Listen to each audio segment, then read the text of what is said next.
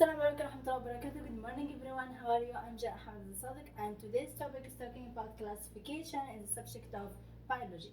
First of all, today's topic is talking about principles of classification. We know that there's the new things and new living things are coming and being discovered these days. Like for example, there's so many plants, new plants are being discovered and they are studying about it in the forests and in another areas. And also not only plants, there's also animals and even a new fruits, a new vegetables, and there's new things that we are still discovering it. Like here, there are different kinds of living things found on the earth. Yes, there are so many living things that we are seeing it on the earth. Like for example, animals. How many animals or species are here? There's so many, right? We can't add them or we can't count them. So for that, different kinds of living things can be found in everywhere on the earth. And then biologists grouping these organisms based on their similarities to distinguish and study them easily. How to know if these living things or how to differentiate between the living things? It's because of their similarities or the characteristics of the living things. Like for example, biologists is also grouping these organisms or grouping these living things based on their similarities and their characteristics to make it easy for study and to to avoid confusion. Now, there's also a great variety of living things on Earth. It's called biodiversity. Biodiversity, that means there is a big different things or a different things in our Earth, and this is called biodiversity. Now, here, grouping of living things. First of all, we say that living things are classified into many organisms, or you can see the biologists grouping these organisms based on their similarities. But grouping of living things based on their classification, based on their characteristics, is called classification. The same thing here. The biologists grouping these organisms based on their similarities, and they distinguish to study them easily. Biologists classify living things for this reason. Why do biologists classifying or making a differentiate between the living things and to know and to observe and discover them? Why?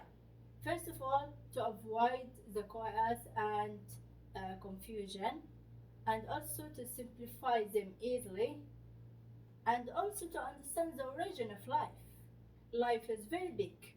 Can you understand the origin of life easy without classifying the living things in your earth or without knowing for which species it is belong to or what is the difference between the living things in our earth? So this thing was about classification and the great variety of living things, and also biologists how and why do biologists discovered a new living things and why they are making similarities or discover them by their classification.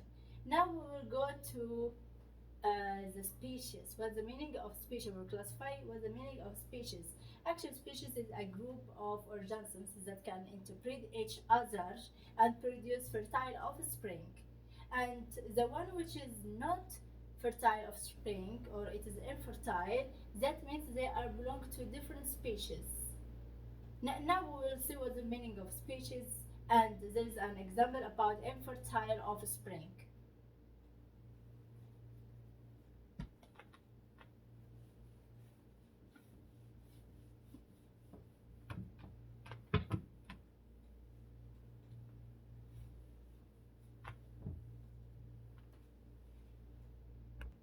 Now let's continue by the classification of species or the definition of species.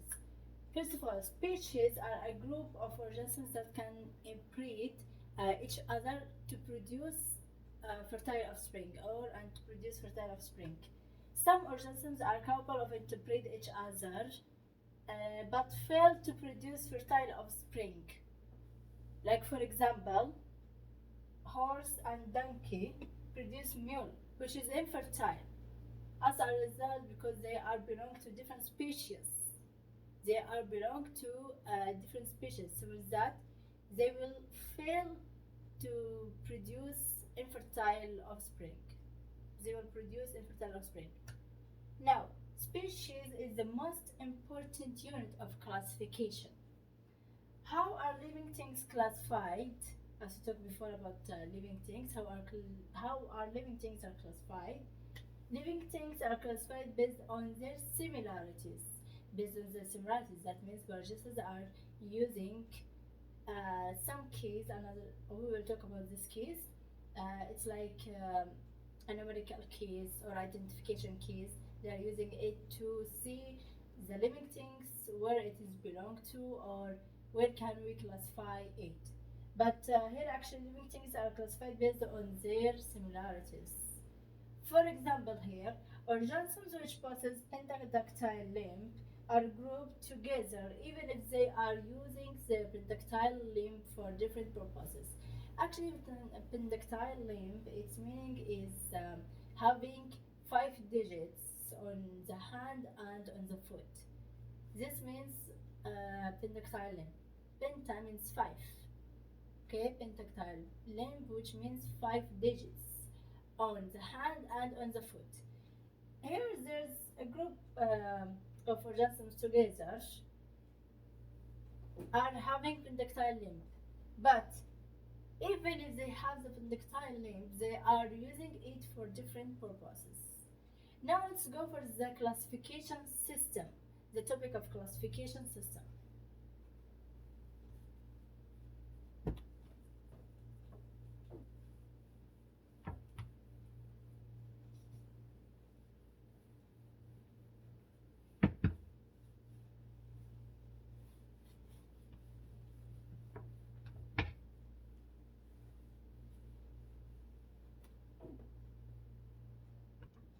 Now let's continue by the classification system. First of all, the process of classifying living things is called taxonomy, and the system which is used for grouping living things into categories is called taxa. The main taxonomic categories are kingdom, phylum, class, order, family, genus, and species. All of them are 7 kingdoms. Are 7 taxonomic categories. First of all, here from kingdom to phylum, from phylum to class, class to order, order to family, family to genus, genus to species. Now, here there's some things like a similarity. The similarities are decreasing when it is going from down to up. From species to kingdom, the similarities of living things are decreasing. But when comes from up to down, which is from kingdom to species, the similarities are increasing. Like for example here there's an example about human and the cat. But first of all, here kingdom to species, it's decreasing the similarities, but from species to kingdom, it is increasing the similarities. Kingdom is the largest taxon or category, and the species is the smallest taxon or category. Okay, now there's an example about this categories, taxonomic categories, but by human and cat. What is the similarity between humans and cats? Their kingdom are the same. Both of them are in the kingdom of Animalia. And both of them in the phylum, they are Chordata. And both of them in the class, they are Mammalia. But in order, human are primates. But cats in order, they are Carnivora. Family for the human is Hominida, and family for the cat is Facilida. The genus for human is Homo, And the genus for cat is Felis. The species of human is Sabinus, and the species for cat is Catius. So this is an example about this taxonomic categories about human and cat. But there is another thing that genus and species are coming together. Like for example, we are saying for human Homo sapiens, which is the genus with the species Homo sapiens, and for cat it will be Felis catius. We will see like the naming the topic which is naming living things. Now we will say it together.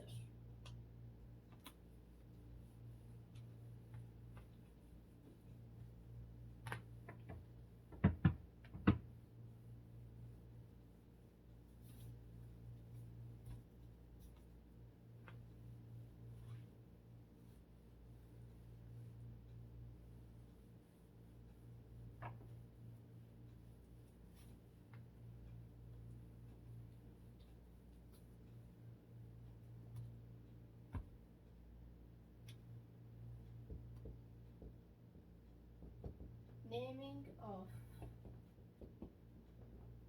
living things. Naming living things, actually biologists are naming the living things also to classify them, right? And first of all, naming of living things is scientifically known as nomenclature. Binomial nomenclature is known by naming of living things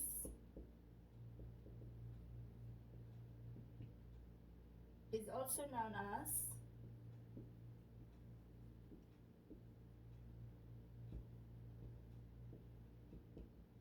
binomial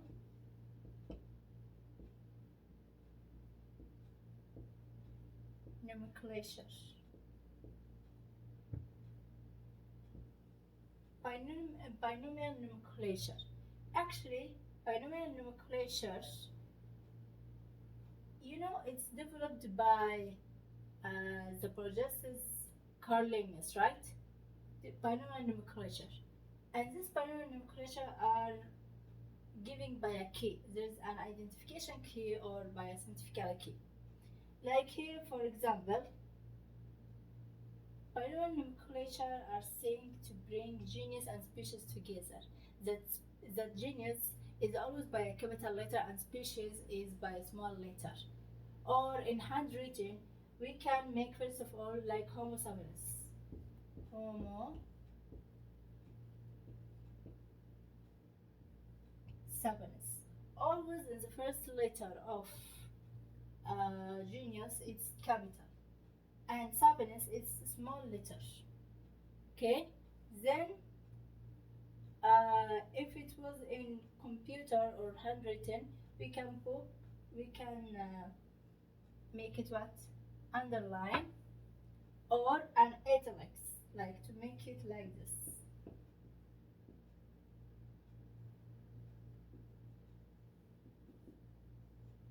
Homo sapiens by a different handwriting. This is the meaning of genus and species, because always species is followed by genus. Now let's go for the scientifically key or the identification key, which is says dichotomous key. Dichotomous key actually is the process of making two choices or two sequence alternatives, and to make a choices, like for example these living things, like for example a plant, right? We discovered a new plant. Is this plant dry or wet? If it is dry, okay, there is another two choices. If it is wet, okay, there is another two choices. If there is something here, okay, what, like these things, there is always a two choices, or making two choices between two statements or alternatives for the dichotomous key. This is the meaning of dichotomous key. If it is this one, okay, make it tick. The another one is this thing, yes, make it tick. Like for example, if this plant is gyre weight, its weight, okay, is this plant angiospermia or gymnospermia, okay, is this plant can cover seed or not? Is this plant have a seed or not? Like the things. This is the meaning of the dichotomous key, and most of the producers are using this for new developed things, like for example plants, animals, and other living things.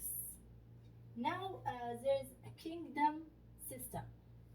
This kingdom system have five kingdoms, which is Monaria, fungi, Protista, Plantia, and Animalia. These five kingdoms, all these kingdoms have species, have phylum. First of all, phylum. Then, after phylum, there is class, order, family, genus, species at last thing. So we'll not be on details of these kingdoms, but I will let you see if this the characteristics of these kingdoms. We will see the characteristics of these systems, like if they are autotrophic or heterotrophic, are they living? Are they sexual or asexual living things? And these things, micro or macroscopic. We will see now the characteristics of these five kingdoms and its meaning, the kingdom system.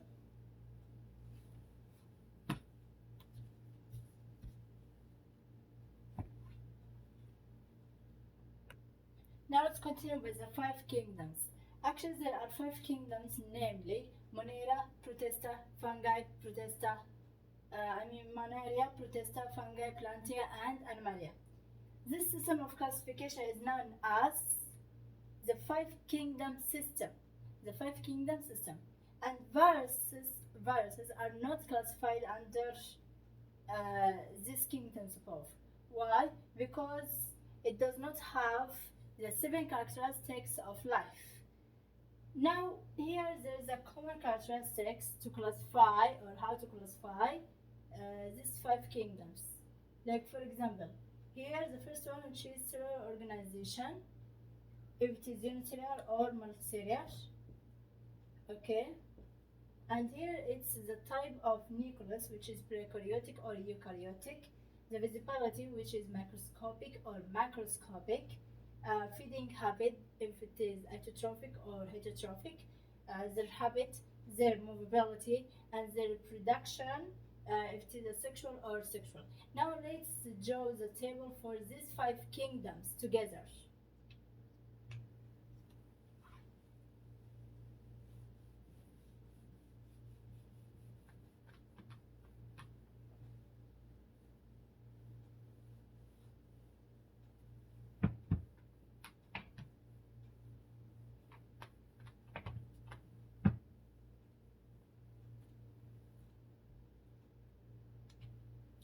First of all, what we have here, King Monera. Then Kingdom Protista.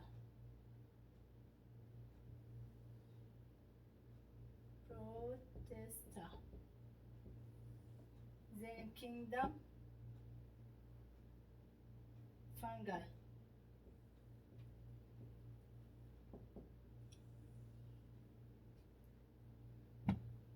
Then Kingdom Plantia. Then Kingdom Animalia.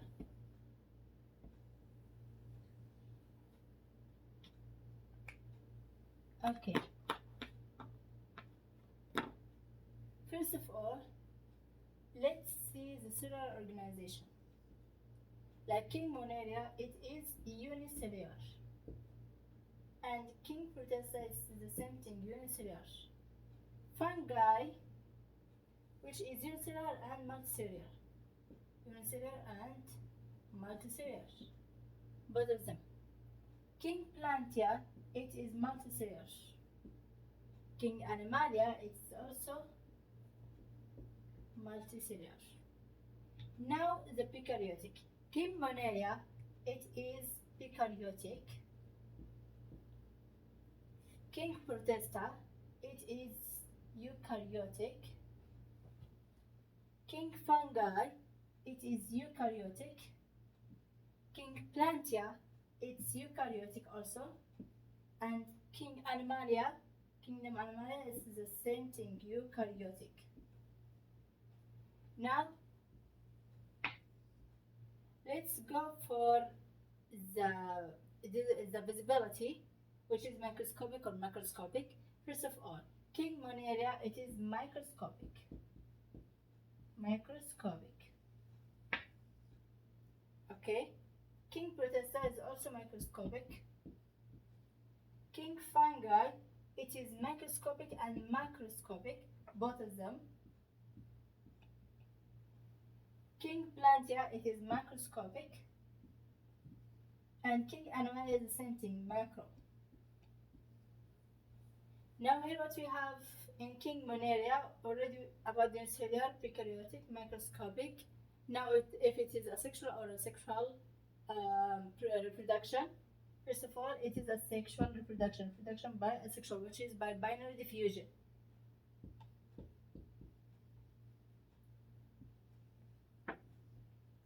And in King Protesta, actually it is both of them, asexual and sexual. King Fungi, it's the both also, asexual and asexual. Now in King Protesta, it is sexual. And in King Animalia, it's also sexual. Okay, so now we have the cell organization, the prokaryotic or eukaryotic, the visibility and the reproduction.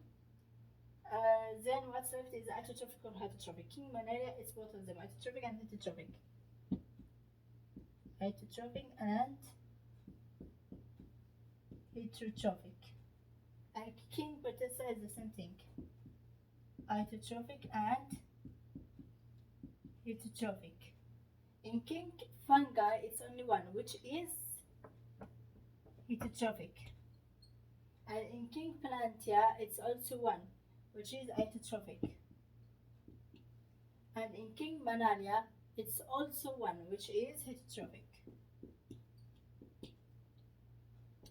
So that was about the 5 kingdoms and their characteristics, which is unicellular, prokaryotic, microscopic, or these things. First of all, King Monaria, which is unicellular and prokaryotic, microscopic, asexual, and autotrophic and heterotrophic. King Protesta, which is unicellular, eukaryotic, microscopic, asexual and sexual reproduction, autotrophic and heterotrophic feeding habit. Fungi, which is unicellular and multicellular, both of them, the cellular organization. It's eukaryotic and it's microscopic and macroscopic, both of them, micro and macro. Here it's by the reproduction, it's sexual and asexual, and the feeding habit it is heterotrophic. This for fungi. And for Plantia, which is multicellular, it is eukaryotic and macroscopic. The reproduction habit is bisexual, and feeding habit is autotrophic. King Animalia, it's multicellular, of course, and it's eukaryotic, and also it is macroscopic, and the production way or habit is also by sexual, and their feeding habit is heterotrophic. So that was for our today's topic about classification. First of all, the principles of classification, then species, then the naming of living things, and the kingdoms, the 5 kingdoms. So that was everything for this video, and I hope that you benefit from this topic. and also you gain more information and new information about classification. Inshallah, maybe we will go for detailed information about these five kingdoms, about Monera, Protista, Fungi, Plantae, and Animalia. So I hope that you do best, and you will do your best to know their difference and their kingdom, their phylum. First of all, their kingdom is distinct. Okay, what about their phylum? And also we'll bring an examples, different living things, and we will classify them. We will classify their kingdoms and their phylums also. So thanks for watching, and thanks for listening. Goodbye.